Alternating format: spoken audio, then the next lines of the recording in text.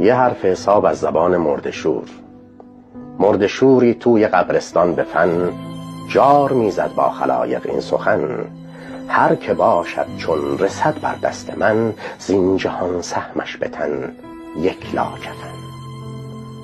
آن که با زور و زر و خشم و تباه، روز یک ملت شده از او سیاه، میدرد حتی ز طفلان پیرهن، زین جهان سهمش به تن یک لاکفن.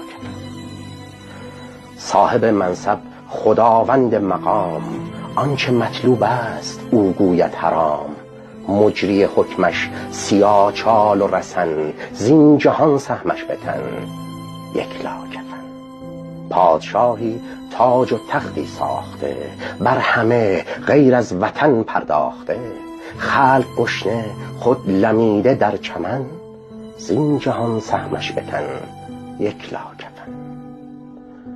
آنکه میزد بر سر مظلوم چوب، مال دزدی را فراهم کرده خوب، چون رسد بر قبر و بربندد دهن، زین جهان سهمش به تن یک لاکفن. هر که باشی از گدا تا میر و خان، زیر پایت گر بلرزد یک جهان، 100,000 امثال تو بشنو ز من، زین جهان سهمش به تن یک لاکفن.